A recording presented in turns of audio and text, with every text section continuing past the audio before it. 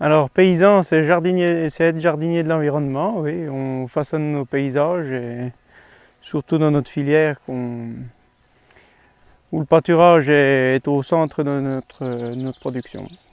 Notre rôle en tant qu'agriculteur, en tant qu'éleveur, c'est aussi d'entretenir le paysage par nos façons de faire et nos façons de travailler, en essayant de respecter le plus possible notre environnement. Tout comme un jardinier, nous cultivons, nous labourons, nous semons aussi, dans le but de récolter quelque chose. Donc le jardinier, lui, récolte de l'aliment, et donc nous, le but du jeu, c'est de récolter de l'alimentation pour nos vaches. Donc le printemps, c'est important pour nous, puisque tout joue à cette saison. Donc c'est la saison où on fait nos stocks. Donc fin de printemps, on va dire, à partir de la mi-mai, on fauche et on rentre nos foins, donc qui serviront à nourrir nos troupeaux pour l'hiver. Donc déjà à partir du printemps, on pense déjà à notre avenir. On se projette déjà à l'hiver qui suit.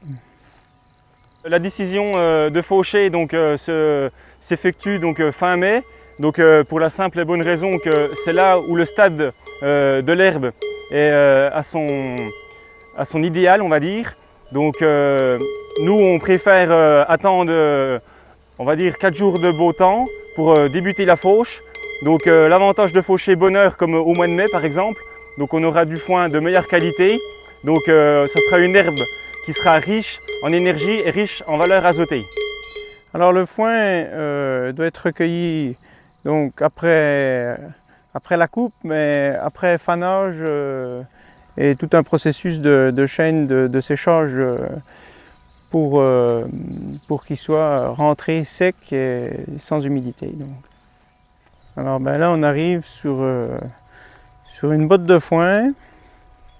Donc c'est un des moyens de récolte de notre fourrage. Donc qui peut être de cette façon ou séché en grange en vrac. Donc ça c'est ce qui s'est passé après la coupe, après le séchage. Et quand le foin est à maturité, donc sec, on le presse en gros rouleaux comme on peut voir ici. Pour le stocker plus facilement et redonner ça à nos vaches cet hiver. Donc là, dans cette botte, on a cette diversité de légumineuses, de graminées. Donc là, on sent que c'est un foin qui est de bonne qualité pour l'instant. On a la chance avec nous cette année, on peut dire. En alliant quantité et qualité surtout. Et donc ça laisse entrevoir un hiver assez correct pour l'hiver prochain. Quand on voit un foin comme ça, on a envie d'en manger presque.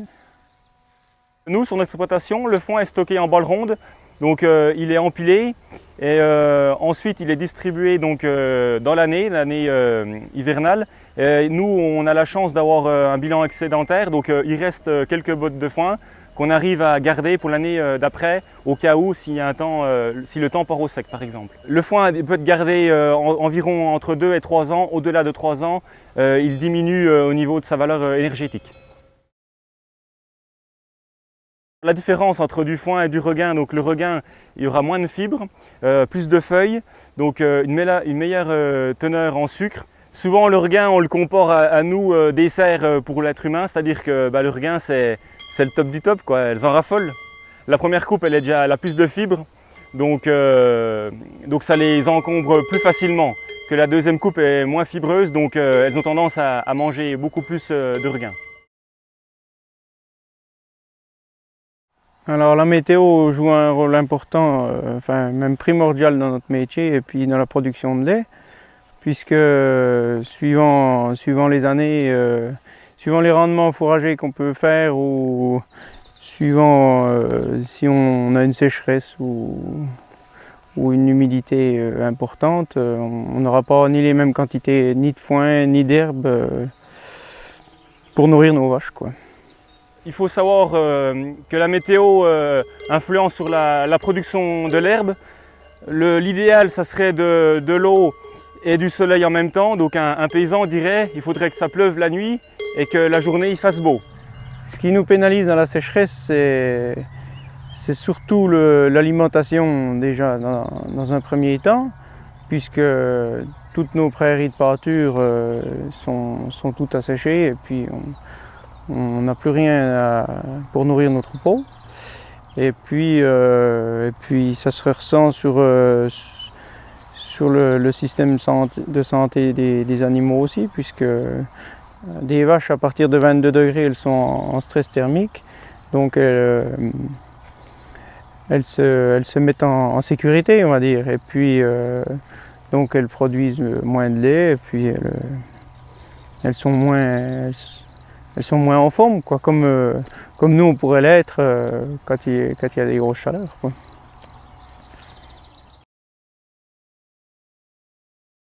Nos parcelles sont divisées en plusieurs catégories, on va dire. On a nos surfaces pâturables par le troupeau, donc ça c'est principalement les surfaces qui sont autour de l'exploitation qui sont accessibles assez facilement par le troupeau.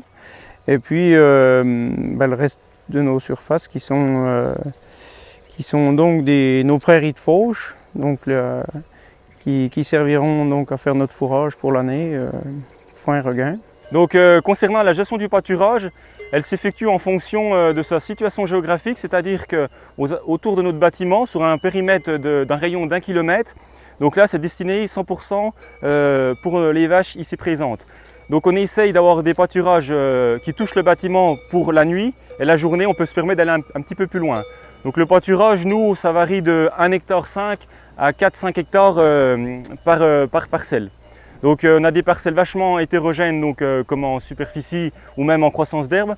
Donc nous, on est en système, on va dire, pâturage tournant. Donc c'est-à-dire qu'on rationne nos vaches avec un fil, comme vous voyez derrière moi.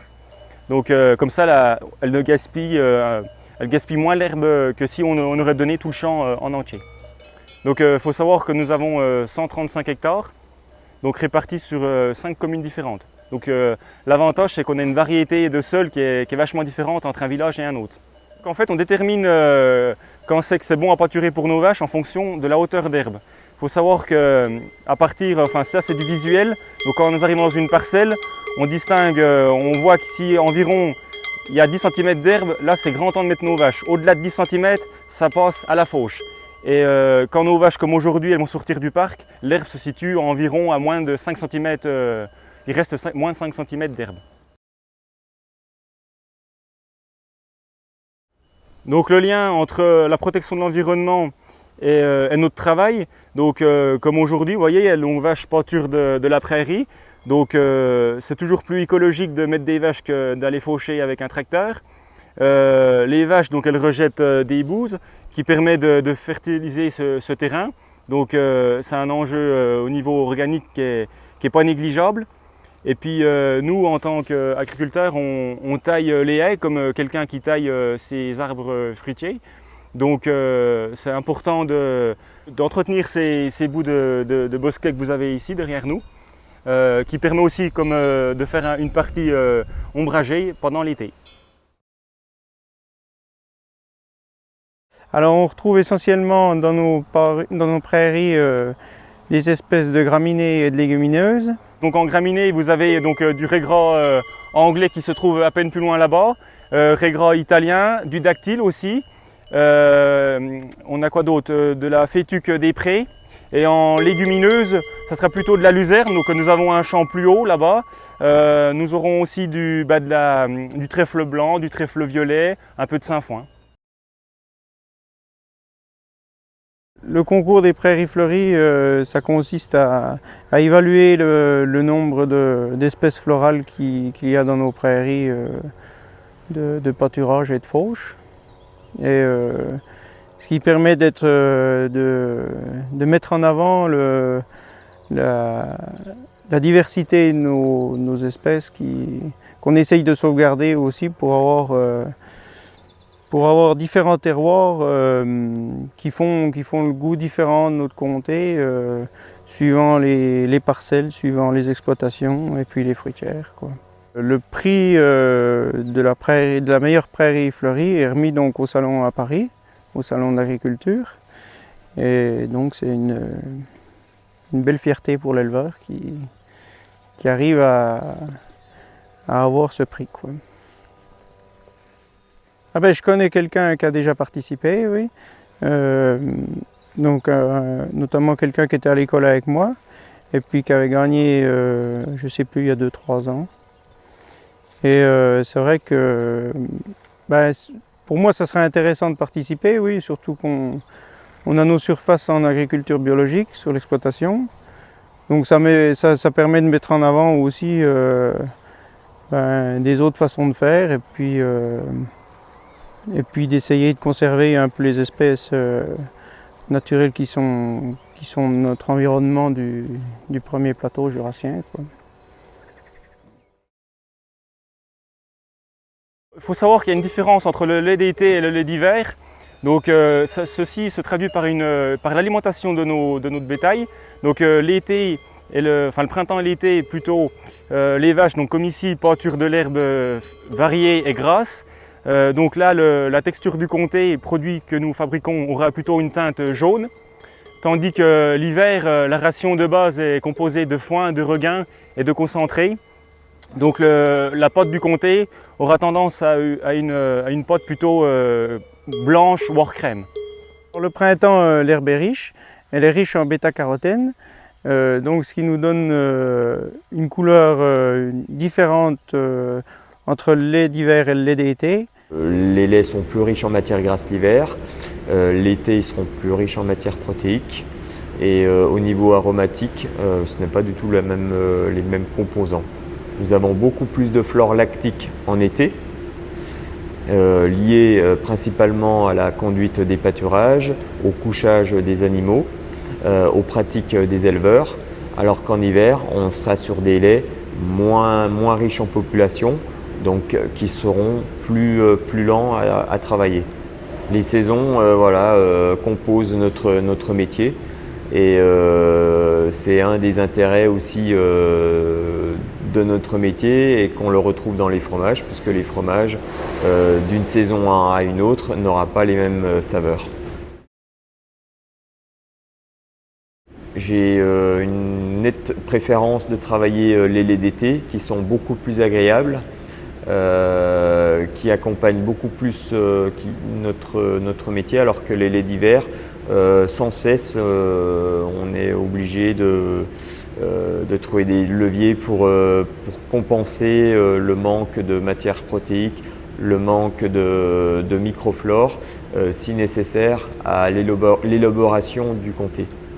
On retrouvera des laits plus équilibrés avec des animaux nourris avec du foin et du regain, c'est-à-dire des foins qui ont été faits en deuxième partie de la saison estivale, où l'aliment, le foin est plus riche en feuilles, contrairement aux premiers foins qui sont plus riches en fibres.